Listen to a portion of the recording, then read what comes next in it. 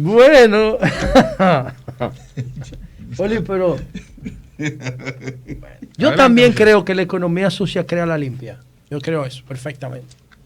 Creo en la flecha del tiempo y creo que hoy estamos mejor que nunca en la historia de la humanidad y que hasta que se genere la fusión del hombre con la tecnología que se va a generar, según Raymond Kurzweil, el vicepresidente de inteligencia artificial de Google, en el 2045 se va a dar la fusión de la máquina con el hombre. En el 2045 se va a lograr eso. Faltan 24 años para que eso se dé. Yo creo que se va a hacer antes, porque la tecnología está creciendo de manera exponencial. Mira la máquina ya, pero aquí, José, yo tengo unos lentes. Eso es tecnología pura, es una prótesis mezclada, yo veo mejor con él. Bueno, miren señores, había ayer que el presidente Luis Abinader creó un gabinete de innovación. Gabinete de innovación que va a estar coordinado por Bartolomé Pujals. Bueno, yo pienso que si el gobierno, y le voy a hacer esta propuesta pública al presidente Luis Abinader, cuando lo vea personalmente, se lo voy a tratar en más detalle. Todos los gobiernos del 90 para acá, asumen el cambio como lema de campaña. Eso tiene una explicación. Empezaron los gringos con eso. Incluyendo el cambio en las estrategias de campaña por una razón simple. Después de 1990, cuando se liberó la Internet, que era una herramienta de guerra, empoderó a la población y, hay que decirlo, después del consenso de Washington en 1990, todas las economías que estaban en paz crecieron. La de nosotros nada más dejó de crecer en dos oportunidades. La crisis de Banninter y la crisis del 2008 de los bonos chatarra inmobiliarios de Estados Unidos. Eso que es un esquema Ponzi, eso. Es una modalidad de esquema Ponzi. Entonces, lo de Bernard Madoff y toda esa vaina. Pero después nuestra economía nunca dejó de crecer. Entonces, como la economía nunca dejó de crecer, vino ese empoderamiento económico y vino ese empoderamiento tecnológico y vino ese empoderamiento jurídico de derecho. Nosotros tenemos 30 años creciendo consecutivamente. 30 años creciendo consecutivamente. Y eso, la sociedad de clase media es una sociedad que vive permanentemente en ebullición, cambiando permanentemente. En la medida que la franja de la clase media se vuelve más grande, el cambio va a ser más permanente en las sociedades. Y todas las sociedades de clase media y las sociedades que viven comunicacionalmente conectadas viven en el cambio constante. Las sociedades más tradicionales, como por ejemplo Cuba o como por ejemplo Haití, por poner dos casos en América Latina, todavía están en la sociedad industrial. No son sociedades hiperconectadas. Aquí hay más celulares que personas en la República Dominicana. En la República Dominicana hay más celulares que personas. Hay una sobreteledensidad en República Dominicana. Pero eso no existe en Cuba, ni existe en Haití. Entonces, en Haití y en Cuba no hay franja de clase media que reclamen cambio. Ahora, ¿qué ocurre con el cambio? El cambio tiene sus leyes, tiene sus principios, tiene sus procedimientos. Y si el gobierno del presidente Abinader llegó amarrado del concepto del cambio, entonces tienen que conceptualizar el cambio, tienen que estudiar el cambio, tienen que trabajar el cambio para poder gestionarlo con eficiencia. Y yo particularmente creo que el tipo que mejor ha estudiado el concepto del cambio en el marco científico se llama Thomas Kuhn, físico que derivó en filósofo de la ciencia. Repito, físico que derivó en filósofo de la ciencia. Creo que Thomas Kuhn es el principal filósofo de la ciencia de la edad moderna, que publicó su obra Estructura de las Revoluciones Científicas, 1962. y después lo actualizó en otras ediciones más, ese mismo libro. Entonces, en sentido general, para uno no ampliar mucho innecesariamente esto, yo lo que quiero dejar una idea fija en la mente del gobierno a propósito de este gabinete. Thomas Kuhn lo que trató de establecer con el concepto de paradigma, que lo cogió de los griegos, es que la ciencia, los consensos que tenemos sobre principios científicos o verdades científicas se mantienen por un periodo de tiempo determinado hasta que haya una comunidad que lo sustenta.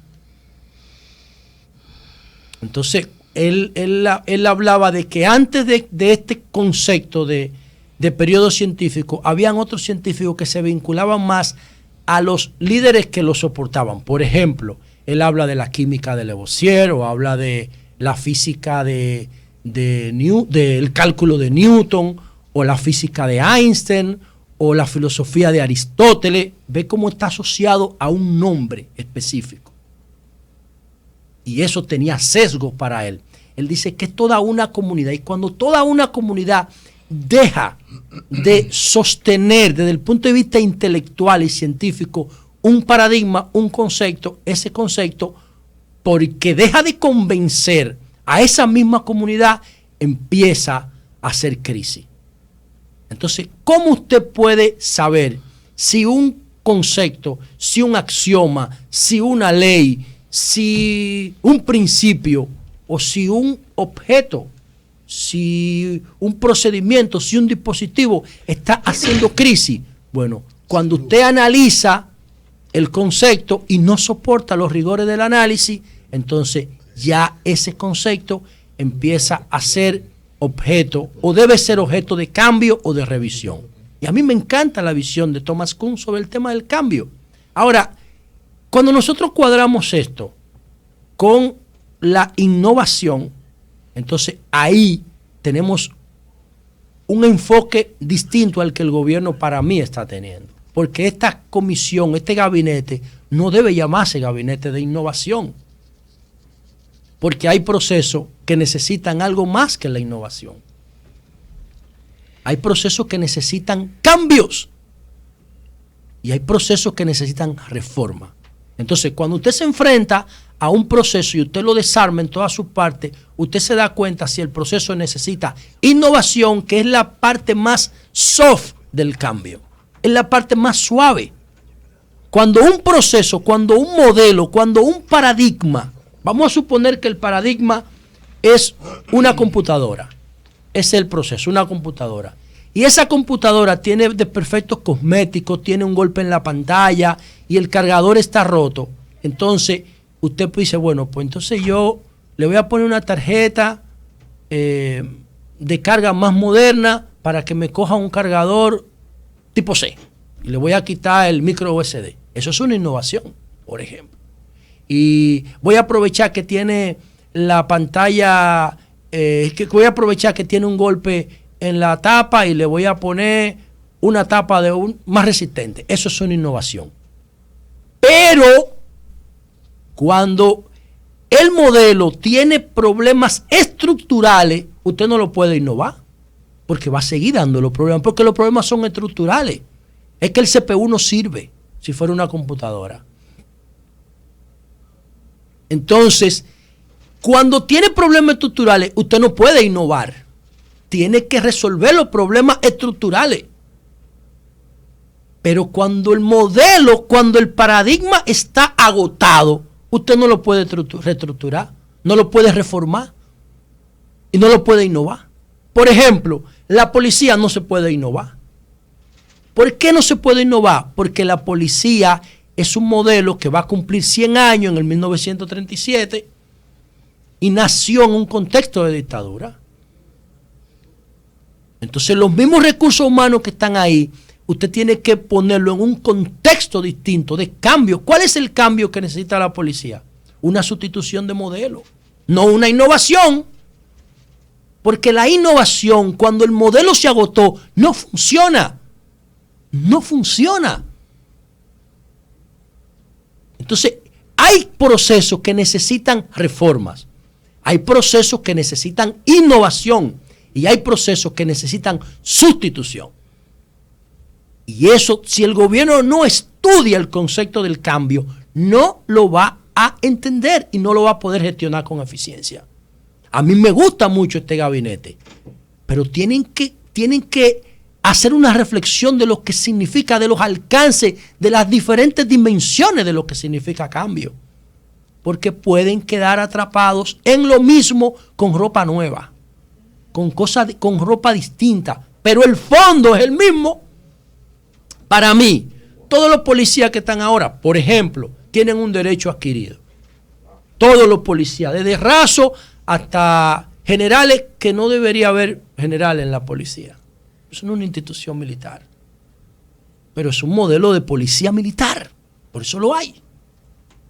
Entonces, toda esa policía y todos esos recursos humanos que están ahí, se les respetan sus derechos, pero se trabaja en una sustitución del modelo con los más jóvenes de ellos, profesionalizándolos a todos.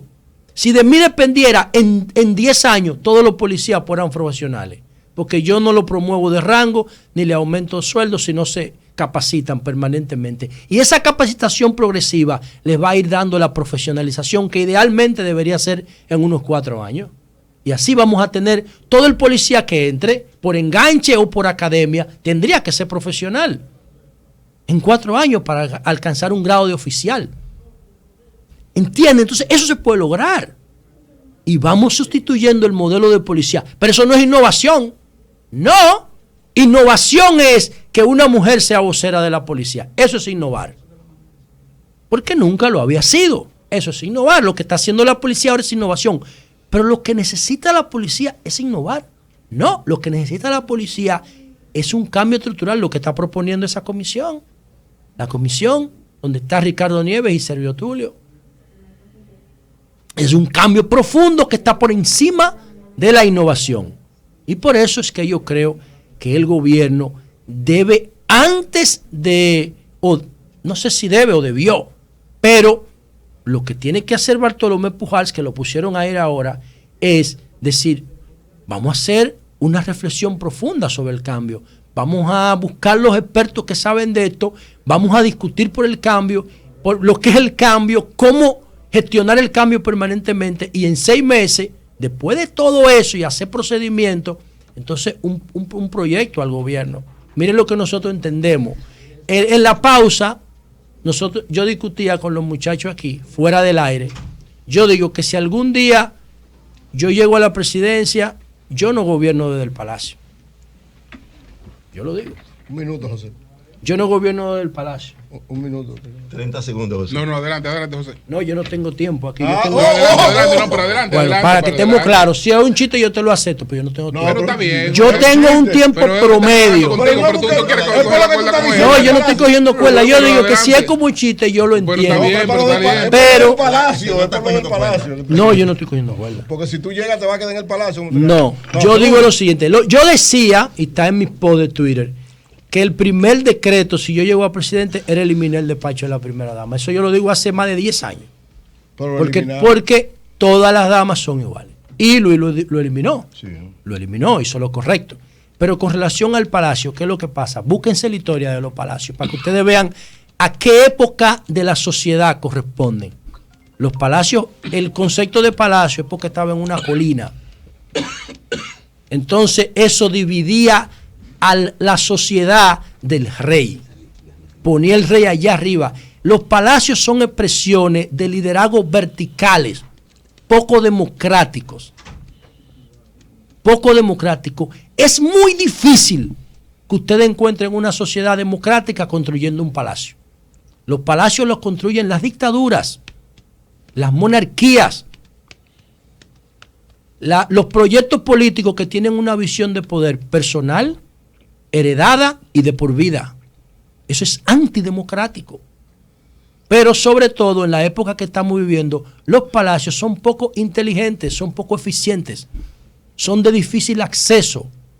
Lo que manda la sociedad actual son torres de gobierno inteligentes, de gobiernos electrónicos, de gobiernos open data, que la gente sienta que el presidente está con ellos en una relación horizontal, no vertical, donde tú lo tienes que mirar hacia arriba. Es una relación horizontal como estamos nosotros aquí, que todos nos miramos de frente. Eso es lo que está demandando la sociedad democrática de hoy y participativa. Por eso yo no estoy en favor de los palacios. Pero ¿cómo yo llego a esa conclusión? Porque estudio el cambio, porque soy un estudioso permanente del concepto del cambio, inspirado en el libro de Thomas Kuhn, del paradigma, el concepto más que el libro, porque el libro es otra cosa, el concepto de paradigma que Thomas Kuhn redefinió como una metáfora del modelo en el que se mueven los principios científicos. Y termino con esto. Albert Einstein, la palabra átomo significa indivisible, señores. Y Albert Einstein, que fue el que definió el paradigma moderno de la física, no tenía las herramientas para darse cuenta de que dentro del átomo había familia de partículas subatómicas, familia entera dentro de lo que se entendía que era indivisible. Entonces, como paradigma, el concepto de átomo asociado a lo indivisible ya no aplica. Ven, ya no aplica, porque todo el mundo sabe que dentro del átomo no solamente hay electrones y protones, hay familia de partículas subatómicas enteras. Entonces, de eso es que se trata, de si el gobierno de Luis Abinader llegó con el cambio como lema y ahora hace un gabinete de innovación. Ese gabinete no debería ser de innovación, ese gabinete debería ser de cambio, de innovación, de reforma y de cambios. ¿De qué? De sustitución de modelo de paradigma. Sí.